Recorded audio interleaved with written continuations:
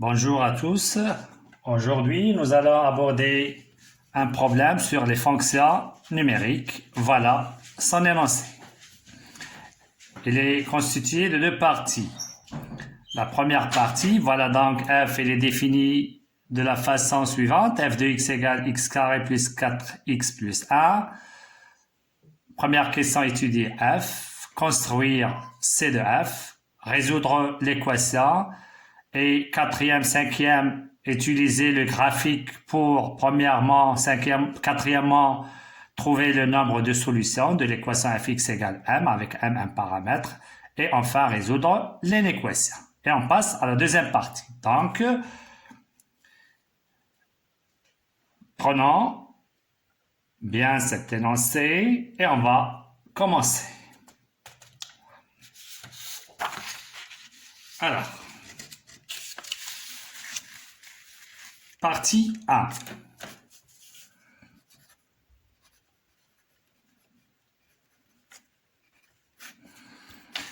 Donc, je refais ici f de x est égal à x carré plus 4x plus 1. Premièrement, étudier f de x. Alors, l'étude de la fonction, premièrement, c'est le domaine de définition. Domaine de définition. F est une fonction polynôme, donc d de f est égal à f est une fonction polynôme, donc d de f est égal à 1. Deuxième point, on voit bien qu'elle n'est ni paire ni impaire, donc c'est pas la peine d'écrire ça. Deuxième passage, on va passer aux variations ou bien monotonie de f.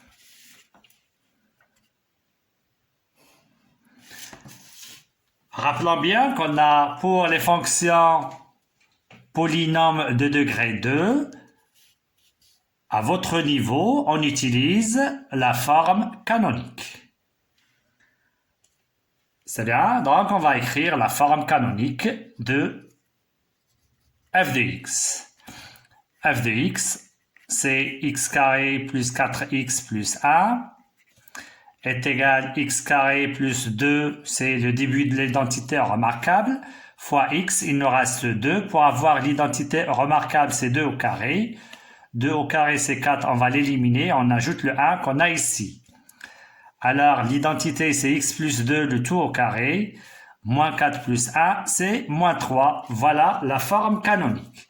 Donc, en utilisant ça, on va donner le tableau de variation très simple, très simplement. Alors, étoile, on a pour tout x appartenant à R, point virgule, f de x est égal à x plus 2 au carré moins 3. Donc, on a cette forme canonique. Et qui va nous donner le tableau de variation, c'est le nombre qui est ici. Donc, le nombre qui est ici, c'est 1. Et à la ligne, et comme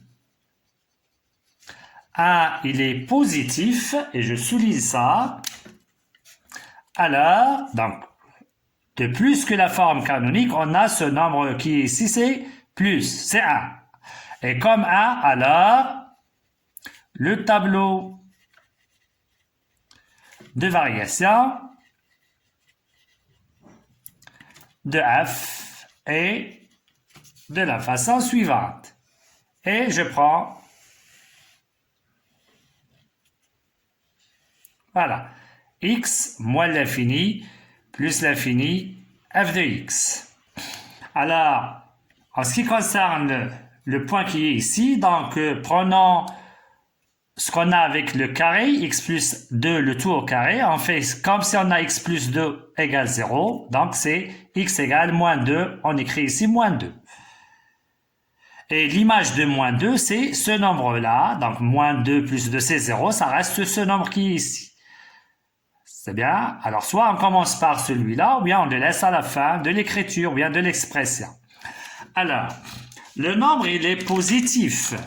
j'ai dit, alors, elle est tournée en haut, c'est comme ça. Ça veut dire, de ce côté-là, elle est décroissante et de ce côté-là, elle est croissante. C'est très simple. Donc, j'utilise ici, elle est décroissante. Et ici, elle est croissante. Et l'image de moins 2, j'ai dit, c'est moins 3. Alors, comme on peut, à ne pas utiliser le tableau de variation, d'accord, on peut dire que f, elle est décroissante sur l'intervalle moins l'infini moins 2 et elle est croissante sur l'intervalle moins 2 plus l'infini. Comme vous pouvez avoir une question, comment ou bien quelle est la variation de f sur, par exemple, moins 2, 4. Le 4 est ici. Donc, comme elle est croissante sur moins 2 plus l'infini, et l'intervalle moins 2, 4, elle est inclus sur moins 2 plus l'infini, alors, en particulier, elle est toujours croissante. Parlons maintenant de l'extrémum. Alors, vous voyez bien que f atteint sa valeur minimale en moins 2 qui est moins 3. Donc, moins 3, d'après le tableau évidemment de variation, moins 3 est la valeur minimale absolue de f en moins 2. Et voilà l'étude. Il nous reste la représentation graphique, elle est demandée en deuxièmement. Donc, regardez bien, construire C de f. On ne peut pas la construire sans connaître sa nature.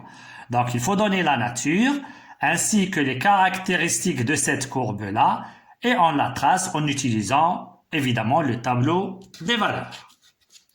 Alors, pour la nature de CF, toujours, on prend en considération la forme canonique. Alors, deuxièmement,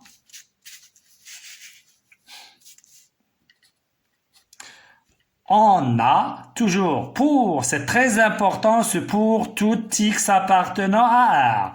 J'ai dit, si on n'a pas, on a un intervalle, je dis, c'est une portion. Cette courbe, c'est une portion de ce qu'on a, ce qu'on va voir maintenant.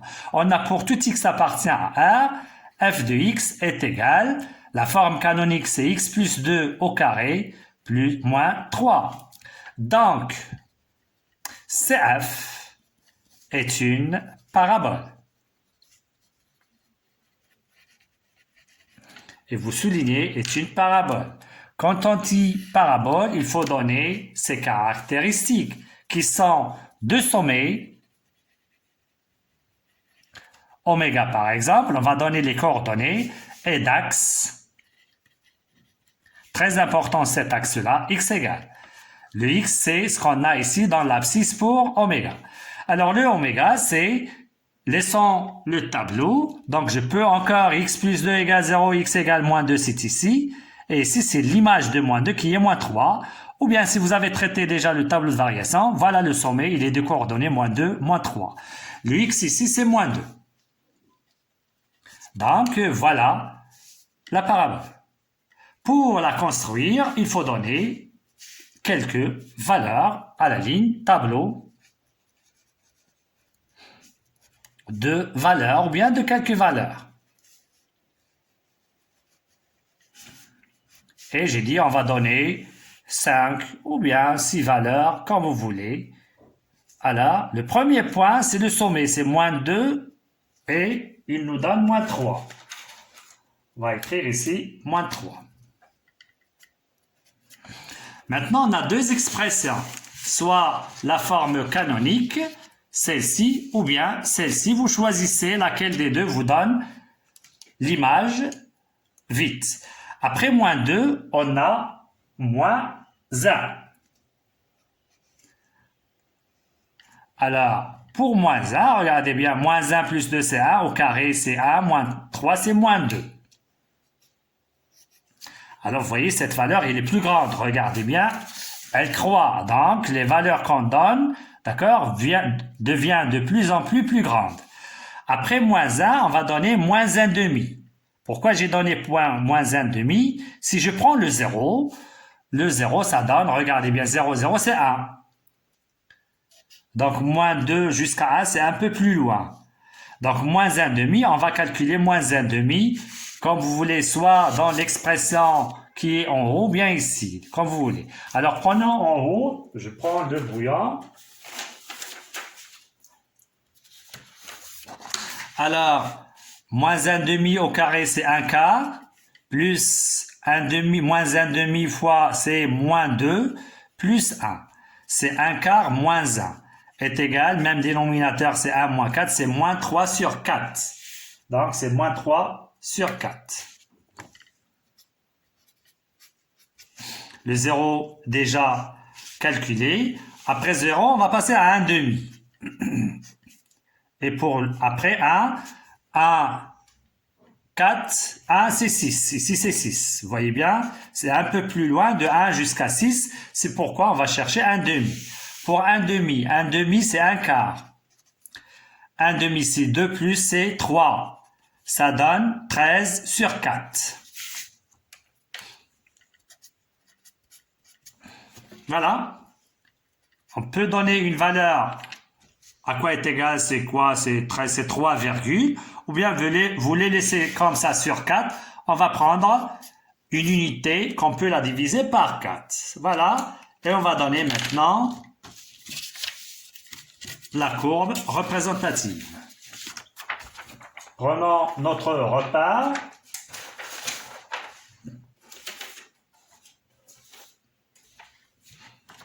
Voilà.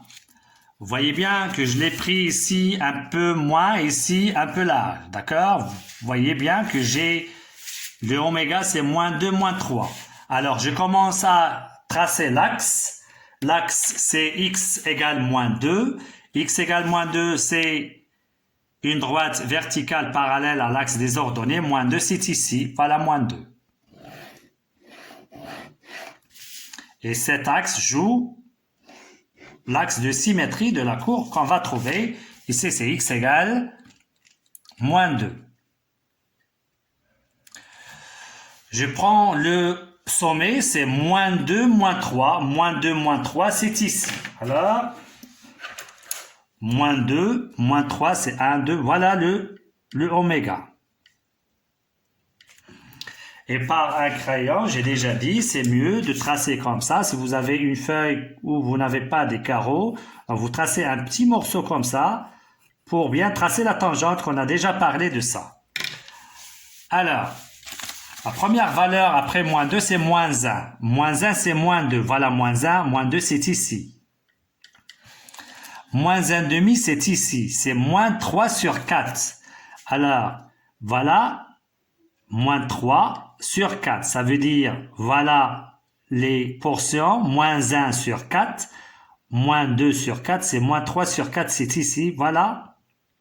J'ai pris ici 4 petits carreaux. Le 0, c'est 1. Le 0, l'image de 0, c'est 1. Voilà le 0, son image, c'est 1. Après, 1,5. 1,5, c'est ici. 1,5, c'est ici. Donc, c'est combien? C'est 13 sur 4. 13 sur 4, ça veut dire 3. 1, 2, 3. Et j'ajoute une portion, c'est ici. Vous voyez? Ça, c'est 4 sur 4. 8 sur 4. 12 sur 4, voilà 13 sur 4. Et enfin, 1, c'est 6. 1, 2, 3, 4, 5 et 6, voilà le 1. Et je trace ma parabole. Alors, je peux arriver jusqu'ici et je continue, pas de problème. Alors, j'ai déjà dit ici, donc vous tirez, donc c'est ça, c'est ce point qui vous donne la parabole exacte et essayez toujours de regarder le point qui est en haut, qui suit. Donc ici, c'est un petit peu là. Et vous laissez, voilà. Alors ici, je dis, doucement, vous les laissez incliner. Voilà. Puisque pour 2, regardez bien le 2 où se trouve. Ça, c'est 1, ça, c'est 2. Le 1, c'est 6. Calculons le 2. 2 au carré, c'est 4. 8, c'est 12, c'est 13. Donc regardez bien, 13, ça tombe plus loin. Et ici, elle est plus proche que ce point-là. Regardez bien. 2, il est plus proche. mais le 13 est le plus loin que ce nombre-là, 6. C'est pourquoi je le laisse, d'accord, incliné, juste petit à petit pour arriver en haut. Voilà. Je passe à l'autre côté, je trace la symétrique de cette portion-là. Alors, je prends mon crayon comme j'ai déjà dit, ou bien les carreaux comme ici. Alors, 1, 2, c'est ici. 1, 2, c'est ici. Voilà. Ici, 1, 2, 3, voilà. 1, 2, 3. J'ai déjà dit, vous pouvez tracer la demi-droite et vous trouvez ce que vous voulez. Donc, 1, 2, 3, 1, 2, 3, c'est ici. Après, je prends ce nombre-là. 1, 2, 3, 4, 1, 2, 3 et 4, c'est ici. Après, je prends ce nombre-là. 1, 2, 3, 4, 5, 1, 2, 3, 4 et 5. Et vous les laissez, ça y est, je peux me tracer ma parabole ou bien la suite de la parabole. Donc, toujours un tout petit morceau comme ça, donc, pour qu'il soit ici. Donc, c'est pas pointu. Regardez bien, je tire et je continue ma parabole. Très simplement. Et vous les laissez comme ça. Voilà. Vous pouvez chercher ce point, mais pas de problème. Et vous dites ça, c'est C, F. Voilà la construction de CDF. C'est bien. Donc, attention, deux choses ici. Et la fin ici, vous laissez incliner doucement. Voilà. Passons maintenant à la troisième question. C'est très important. On va revenir à ce graphe-là, puisqu'il y a des questions sur ce graphe-là. Alors, maintenant, troisièmement, résoudre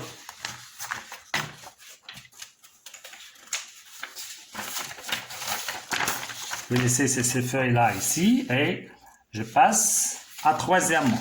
Résoudre l'équation. Si je veux graphiquement, je le signale comme ici. Sinon, essayez de l'aborder algébriquement. Alors, résoudre l'équation f de x égale 0, donc troisièmement. Alors, vous avez deux expressions. Celle-ci et la forme canonique. Si on veut utiliser ça, on va voir les deux méthodes pour voir vous choisissez ce que vous voulez. Donc, f de x égale 0 signifie, et j'écris f de x, c'est x carré plus 4x plus 1 égale 0. Donc, pour ça, c'est une équation de second degré. On va utiliser delta, c'est 4 au carré, moins 4 fois 1 qui est ici, fois le 1 qui est ici. Donc, c'est 16, moins 4 égale 12, qui est positif. Donc, deux solutions. x1 est égal, moins 4, moins racine de 12, sur 2 fois 1, c'est 2, est égal, moins 4. 12, c'est 4 fois 3, donc c'est 2 racines de 3, sur 2. Et je simplifie par 2, ça donne moins 2, moins racine de 3. Je factorise par 2, je simplifie. x2 est égal, je passe direct ici, et j'écris comme ça. Je simplifie par 2, ça donne moins 2 plus racine de 3. Donc, S est égal, le plus petit c'est moins 2 et ça, et le deuxième c'est moins 2 plus racine de 3. Donc, il faut déclarer l'ensemble de solutions. Autre méthode. Et vous choisissez ce que vous voulez. Je préfère la deuxième, vous allez voir. Alors, f de x est égal à 0, signifie, je prends la forme canonique. Donc, la forme canonique, c'est x plus 2 au carré, moins 3 égale 0. Signifie, x plus 2 au carré, je ramène le moins 3 de ce côté-là, c'est 3. Donc, il est positif. Ici, c'est un carré. Donc, il y a des solutions, évidemment. Signifie, c'est comme si vous avez x carré égale 3. X égale racine de 3 ou moins racine de 3. Donc, x plus 2 est égal moins racine de 3 ou x plus 2, ça donne racine de 3. Signifie, x égale, je ramène le moins 2 de l'autre côté. Donc, voilà. Et ici, c'est moins 2 plus racine de 3. enfin, et vous déclarez l'ensemble de solutions, c'est comme on a vu dans la première méthode. Donc, vous choisissez ce que vous voulez pour celle-ci. Soit vous prenez celle-ci, vous faites delta, etc. Ou bien cette méthode-là. Est-ce que vous avez bien compris? Alors, remarquez bien ici, revenons à notre graphe. Alors, qu'est-ce que ça veut dire ça? F de x égale 0. D'accord? On peut donner autre question. D'accord? Je peux vous donner, chercher les antécédents. Donc, autre question. Chercher les antécédents s'il existe de 0 par f. Voyez bien? Donc, cette question-là, ça revient à résoudre l'équation f de x égale 0. Hop, et vous faites la même chose. C'est bien? Autre question. Cherchez les points d'intersection. Quand je dis chercher les points, ça veut dire les coordonnées. Cherchez les points d'intersection de CF et l'axe des abscisses. Donc, toutes ces questions, on a vu dans le cours et dans les exercices. Alors, qu'est-ce que ça veut dire chercher les points d'intersection entre CF? On a CF et on a DOI. On a déjà parlé de ça. Ça, c'est Y égale F de X et ça, c'est Y égale 0. D'accord? Donc, vous allez résoudre cette équation, c'est la même chose. S'il vous demande graphiquement, alors voilà le graphique. Est-ce que vous pouvez donner cette valeur? C'est impossible. Graphiquement, regardez bien, on ne peut pas donner ça graphiquement. On peut donner une valeur approchée entre 0 et 1 et moins 1,5 ici. D'accord? Et ici, par exemple, ici c'est moins 2, moins 3 et moins 4. Bien, moins 3,5 et moins 4. Vous pouvez donner des valeurs approchées, mais on ne donne jamais, en utilisant les graphes, des valeurs exactes et on ne peut pas les déterminer, surtout comme ces valeurs-là. Sauf s'ils sont des valeurs, par exemple, 1, 2, plus ou moins, 3 demi, etc. Donc, regardez bien, toutes ces questions, ça revient à refaire la même chose, c'est résoudre l'équation f(x) égale 0. C'est bien? Alors, ce sont des astuces qu'on vous donne toujours. Alors, continuons maintenant graphiquement. Donc, il faut utiliser ce graphe. Donner graphiquement le nombre de solutions de l'équation f de x est égal m. Avec m, un paramètre. Quatrièmement, f de x est égal à 1. Le nombre, je cherche, regardez bien ici, c'est le nombre. Voilà. Je demande le nombre de solutions. Ce n'est pas les solutions. Que combien on a de solutions pour l'équation f de x égale 1. Alors, pour ça, j'ai dit, je prends maintenant le graphe, le voilà. Alors, le m, on le prend sur cet axe-là. Voilà l'axe des ordonnées. F de x égale m. Donc, toujours, je prends les choses à expliquer.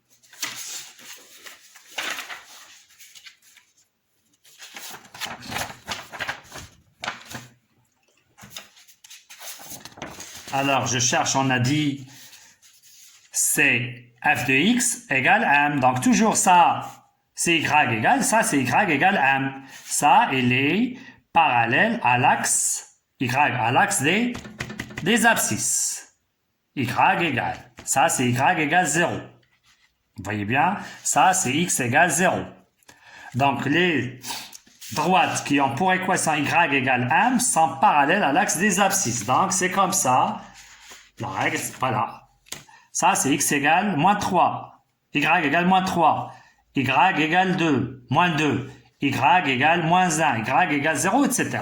Donc, pour ce y qui est, regardez bien ici, égale m, quel est le nombre de solutions? Alors, ça veut dire on va étudier les cas. Alors, regardez bien, pour les valeurs qui sont... Alors ça, c'est combien? C'est moins 3. Y, ça, je peux faire comme ça, par des pointillés, pour savoir les choses. Ça, c'est y égale moins 3. Ici, c'est y égale moins 4, etc. Donc, en ce qui concerne les y qui sont, les droites qui sont de cette façon-là, elles ne coupent jamais la courbe. Ça veut dire que on n'a pas de solution. Donc, premier cas, si m appartient à moins l'infini jusqu'à moins 3. Moins l'infini jusqu'à moins 3 et le moins 3, il est exclu. D'accord? Pas de solution. Deuxième cas. Regardez bien, pour m égale moins 3 maintenant, on n'a qu'une valeur ici. Ça veut dire une solution. Donc, si m est égal moins 3, une solution. Et enfin, troisième cas, regardez maintenant si on a ici donc deux solutions, donc toujours deux solutions. Si m appartient à moins 3 ouvert plus l'infini, deux solutions. Et voilà la réponse. Donc, voilà, deux solutions, et voilà, pas de solution. Passons à cinquièmement. Donc, toujours, on utilise le graphe. Qu'est-ce qu'il nous dit? Résoudre graphiquement l'inéquation fx inférieure à 0. Donc, soit l'inéquation f de x inférieur à 0, on va l'appeler i. Donc, chercher graphiquement, voilà le graphe.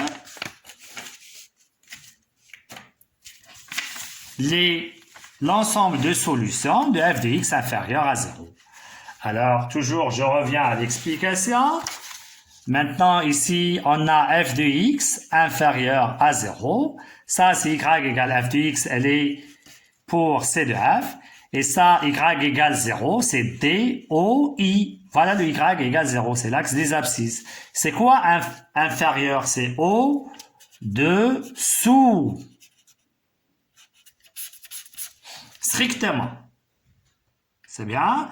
Donc, on va écrire cette phrase. L'ensemble de solutions de I est formé par tous les abscisses. Vous soulignez sur les abscisses.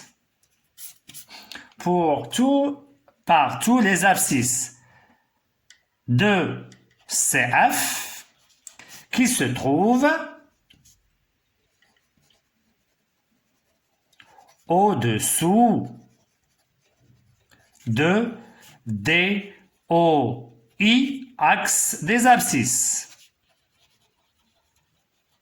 Vous soulignez dessous. On a donc, et vous écrivez S, c'est quoi? Alors, où se trouve la partie qui se trouve au-dessous de cet axe-là? La voilà. C'est bien. On va chercher les X, les abscisses, d'accord, convenant à ces points-là. Voilà les abscisses, et voilà. Donc, c'est pourquoi tout à l'heure, on a dit résoudre l'équation.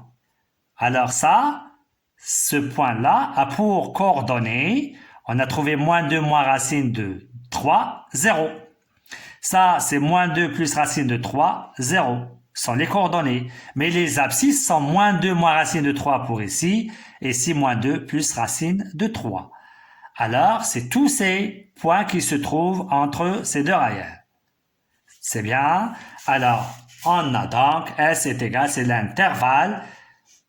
Alors, j'ai dit strictement, c'est moins 2 moins racine de 3, moins 2 plus racine de 3. Il est ouvert. Et voilà, c'est très simple. On a déjà vu ça dans les vidéos précédentes. Essayez de bien réviser le cours. Ça, c'est la première partie et on passe à la deuxième partie. Pour la deuxième partie, voilà l'énoncé. Donc ça, c'est un problème. Ça veut dire qu'il y a une liaison entre la première partie et la deuxième partie. Alors, on considère G une fonction numérique définie par G de x égale la valeur absolue de x carré plus 4x plus 1. Remarquez bien c'est quoi ce qui est dans le symbole de la valeur absolue, c'est f de x. Donc G de x égale la valeur absolue de f de x. Ça, c'est une remarque. Écrire G de x sans utiliser le symbole de la valeur absolue. Ça veut dire quoi? Essayez de voir le signe de ce qu'on a entre la valeur absolue. Si elle est positive, ça veut dire qu'il est égal à lui-même. Et s'il est négatif, ça veut dire c'est son opposé.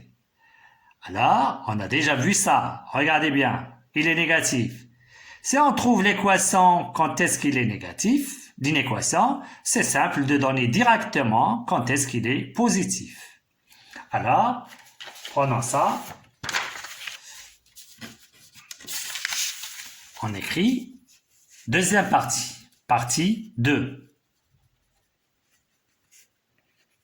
Alors, G de x, comme hypothèse, égale la valeur absolue de x carré plus 4x plus 1, qui est égale à la valeur absolue de f de x. Voilà. Premièrement, donc, il faut dire le domaine de définition, c'est simple, d de g égale r directement, c'est la valeur absolue d'un polynôme, toujours on peut le calculer sans problème. Alors, essayons de voir maintenant le signe de f de x. Et on a déjà vu, voilà, regardez bien, il est négatif si x, il est entre moins 2, moins 3 et moins 2 plus 3. Voilà l'axe. Moins 2 moins racine de 3, moins 2 plus racine de 3. Résoudre une équation, ça veut dire on utilise signifie. Si dans cet intervalle, il est positif, négatif, alors pour la suite ici, si que ces points, il est supérieur ou égal à 0. D'accord? Donc, d'après la première partie, on peut écrire ça. D'après cinquièmement, première partie, on a 2 points. F de x négatif si et seulement si x appartient à moins 2 moins racine de 3, moins 2 plus racine de 3. F de x positif si et seulement si x appartient à moins l'infini, moins 2 moins racine de 3, il est fermé, union, fermé, moins 2 plus racine de 3 plus l'infini. Donc, on a ces deux choses-là. Donc, par suite, voilà. Alors, pour ça, qu'est-ce qu'on a? Il est positif, donc la valeur absolue, c'est lui-même. Par suite, si x appartient à moins l'infini, moins 2, moins racine de 3, je commence par positif, c'est mieux, union, moins 2 plus racine de 3, plus l'infini, c'est bien.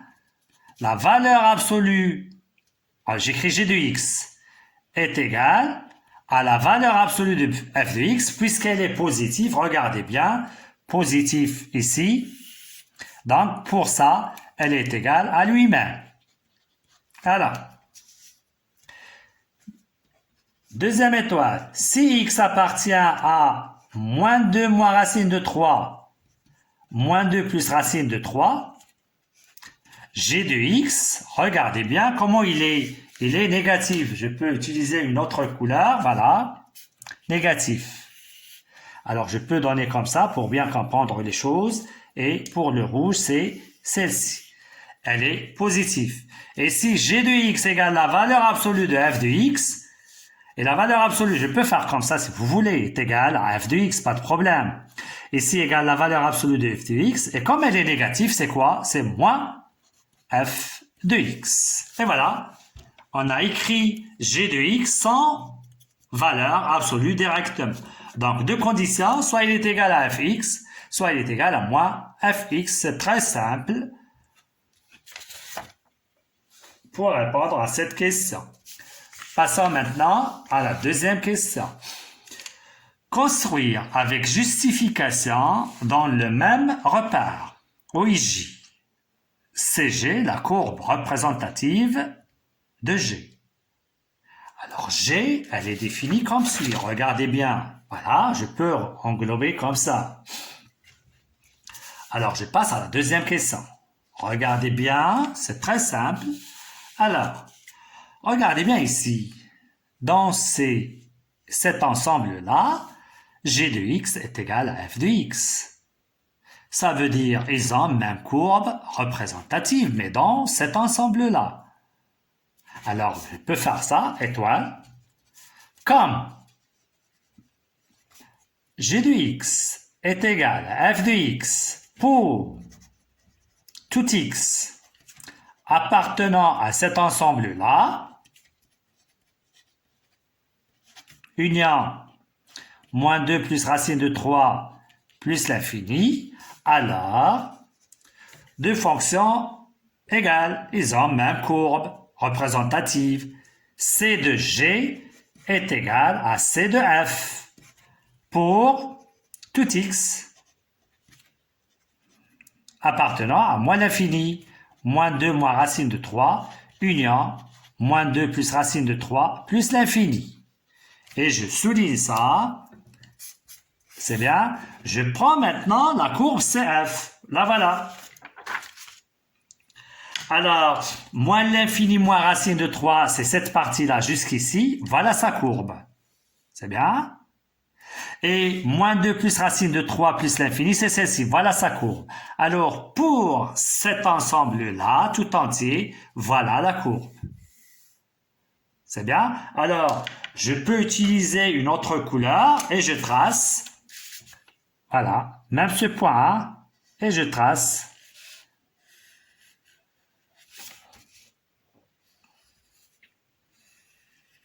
Voilà. Passons à la suite. Alors, on a positif, voilà, f de x. Parlons maintenant de ce qu'on a ici. Si, deuxième étoile, on a pour tout x appartient à moins 2, moins racine de 3, moins 2 plus racine de 3, g de x est égal à moins f de x. D'accord? Alors, regardez bien l'énoncé. J'ai donné une remarque à la fin du problème. Qu'est-ce qu'il dit, ou bien elle dit cette remarque? CH et C moins H sont symétriques par rapport à l'axe des abscisses. F moins F sont symétriques par rapport à l'axe des abscisses. C'est bien?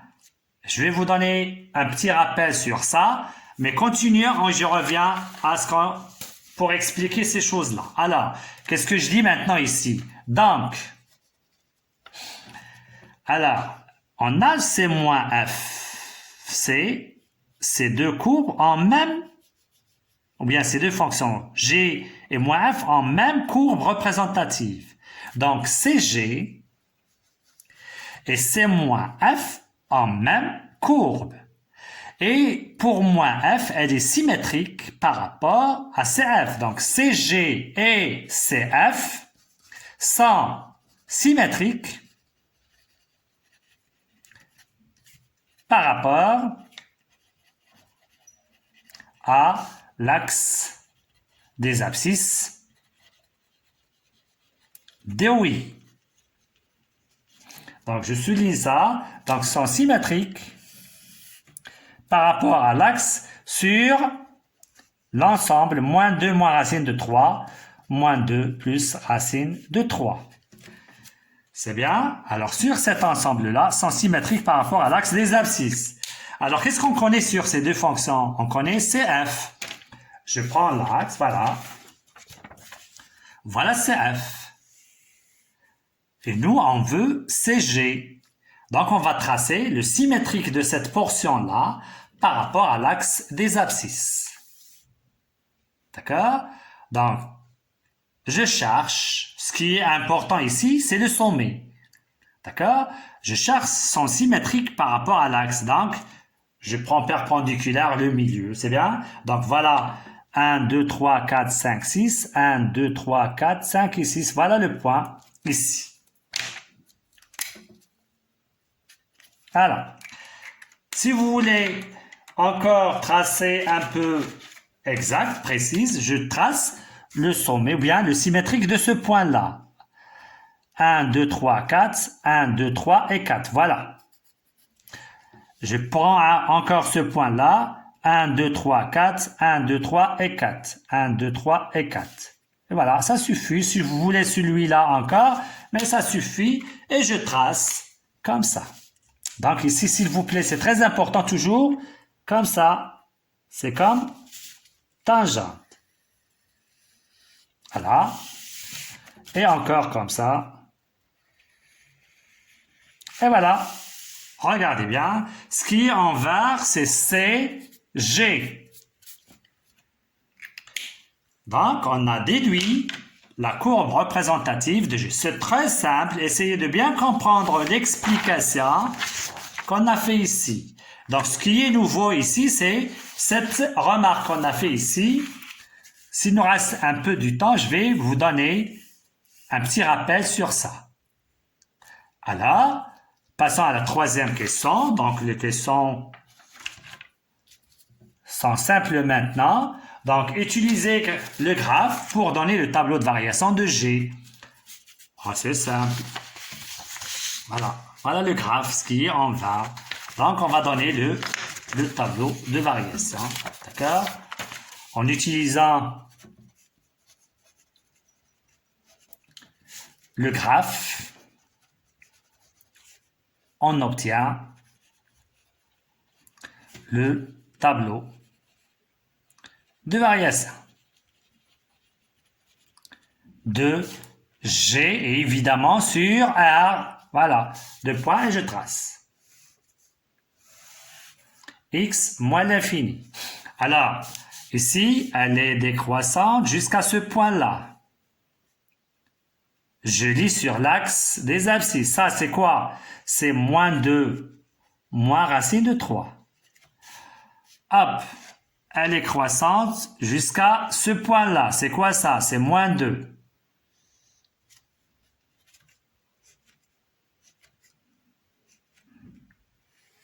Après, elle est décroissante jusqu'à ce point-là. C'est quoi ça?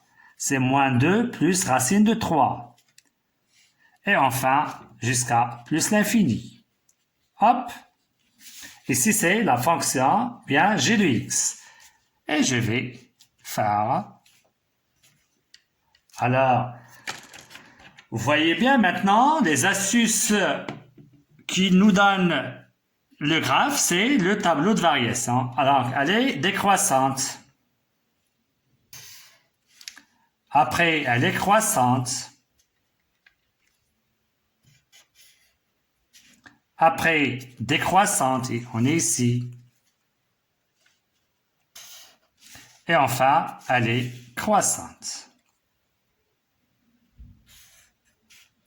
Et on va donner des images. Pour ça, c'est 0. Pour ça, c'est 0. Pour moins 2, regardez bien, pour moins 2, c'est 3. C'est pas pour F, c'est pour G. Et voilà. Le tableau. Quatrième question. En déduire les extrémums s'il existe de G. Alors, regardez bien. Quatrièmement. Toujours en utilisant le graphe maintenant. Alors, qu'est-ce qu'on dit maintenant? Regardez bien. Voilà. C'est une valeur minimale, 0, 0. Et comment elle est? Donc, on n'a pas de valeur moins que 0, donc elle est absolue.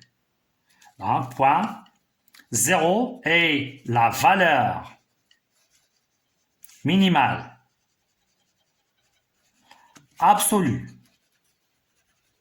de G atteint en moins 2 moins racine de 3 et en moins 2 plus racine de 3. Elle est atteinte en deux valeurs, mais la valeur minimale c'est 0. Et elle est absolue. Alors, qu'est-ce que vous dites de la valeur maximale? On ne sait pas ici qu'est-ce qu'on a. Donc, on ne peut pas comparer ça avec le 3. Mais, si on prend cet intervalle et on le diminue, donc je trouve que ça, c'est une valeur maximale et elle est relative. D'accord? Donc 3 est le maximum, ou bien la valeur maximale est le maximum absolu de G en moins 2. Voilà. C'est tout ce qu'il y a pour ce problème-là. J'ai dit, on va faire une petite révision sur la symétrie axiale. Donc, essayez de bien réviser ce problème. C'est très simple.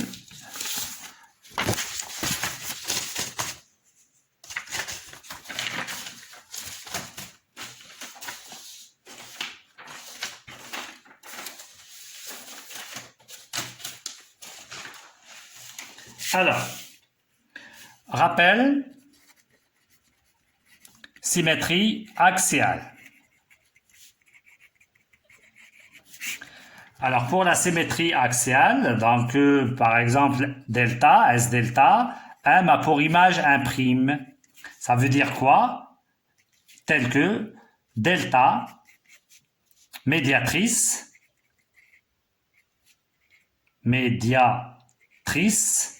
de M1', du segment M1'. C'est quoi la médiatrice de M1'? Médiatrice de M1', ça veut dire deux choses.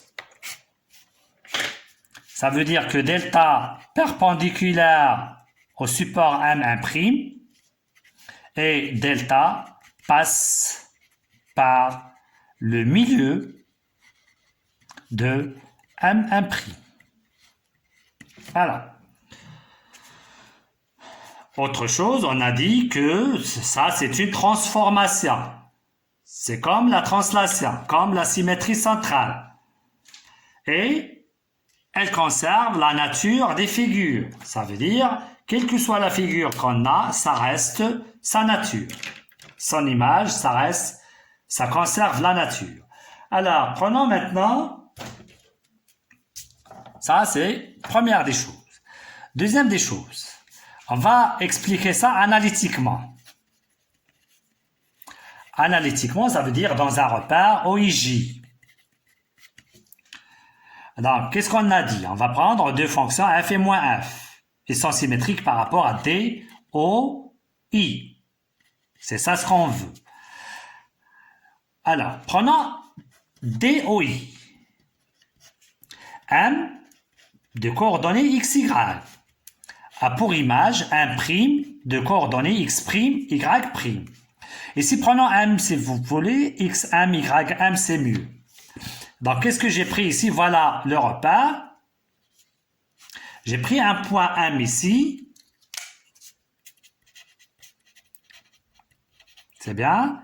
Je trace son symétrique par rapport à l'axe, c'est ici. Et la question, c'est chercher ces coordonnées en fonction de XM et YM. Donc, on voit clair maintenant, c'est très simple, mais on va démontrer ça. Qu'est-ce que ça veut dire ça?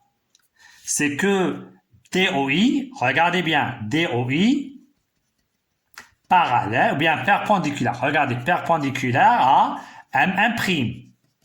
Ici, c'est perpendiculaire. Regardez bien, s'il vous plaît. S'il est perpendiculaire à cet axe-là, comment il est par rapport à celui-là? Donc, DM1' parallèle à DOJ, l'axe des ordonnées. Et pour les parallèles à DOJ, leur équation, comment elle s'écrit? C'est X égale un nombre. l'axe des abscisses, des ordonnées, c'est x égale 0. Donc, toute parallèle à cet axe des ordonnées s'écrit x égale un nombre. Le point donné, c'est celui-là. Nous, on est en train de chercher ça. Elle passe par xm, donc ici, c'est xm. C'est bien. Donc, ce x-là, c'est xm. Ça veut dire même abscisse. Et regardez bien ces deux points, puisqu'on a perpendiculaire, ils ont même abscisse. Voilà. Il nous reste celui-là.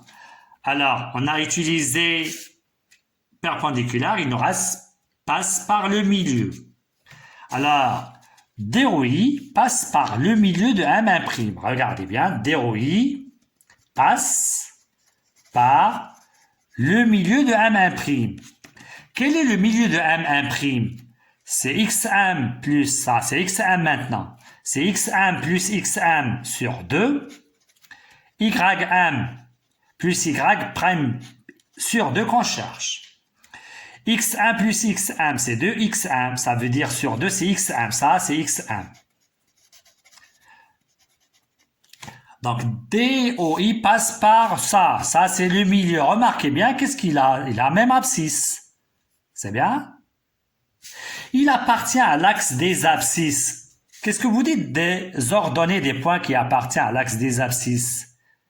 Tout point qui se trouve ici, son ordonnée, c'est 0. Donc ça, c'est 0. C'est bien?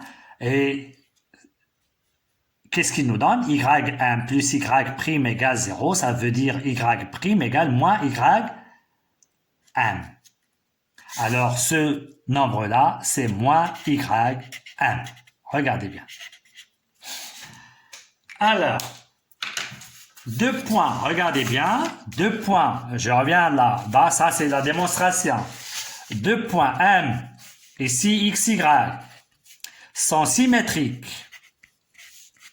Par rapport, regardez bien, à la symétrie axiale DOI, ici s'il vous plaît c'est SDOI, S, c'est bien?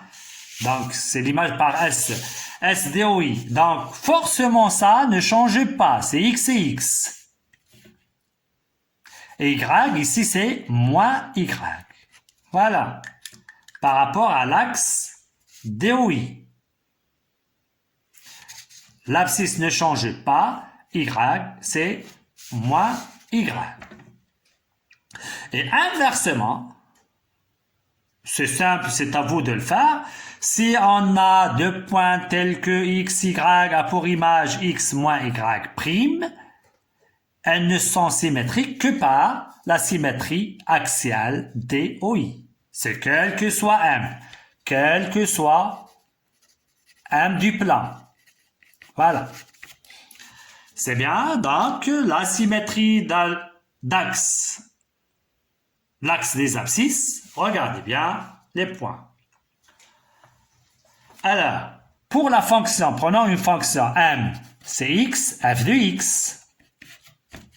Voyez bien, a pour image 1', x moins f de x. Ça, c'est c de f. Et ça, c'est c de moins f. On a déjà parlé de ça, alpha f de x, comme ça. Alpha f de x, c'est alpha fois f de x. On a déjà parlé de ça. Alors, ça, c'est la fonction moins f. D'accord? Donc, la fonction f et la fonction moins f, d'accord, les courbes de ces deux fonctions sont symétriques par rapport à S de DOI. C'est ce qu'on a donné dans le problème. Et à ne pas oublier ça, donc CH et C-H sont symétriques par rapport à l'axe des abscisses. Alors, si vous avez par exemple, je reprends les choses, vous avez une fonction comme ça, par exemple, sur ce domaine-là. Ça, c'est CF. Vous voulez C de moins F, d'accord? Vous dites que C moins F et CF sont symétriques par rapport à DOI. DOI, c'est celui-là. Et vous allez prendre ce point, vous tracez le symétrique par rapport, ça c'est ici. Ce point-là, c'est ici. Ce point-là, c'est ici par exemple. Vous tracez quelques points et vous faites comme ça. Et voilà. C'est tout ce qu'il y a. Donc, demain, vous auriez une autre vidéo. Ça concerne les fonctions homographiques. Espérons que vous avez bien compris les choses. Merci. À la séance prochaine.